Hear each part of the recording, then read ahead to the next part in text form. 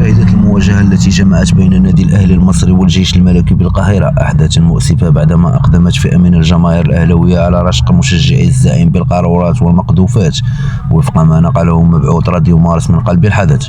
وأثار هذا السلوك المتشنج استياء كبيرا، خاصة وأنه يعكر صفو الروح الرياضية في قمة كروية عربية كان ينتظر منها أن تكون عرسا رياضيا، لولا هذه المشاحنات التي طالت الأنصار المغاربة الذين تنقلوا لمساندة فريقهم في هذه الرحلة القارية الصعبة.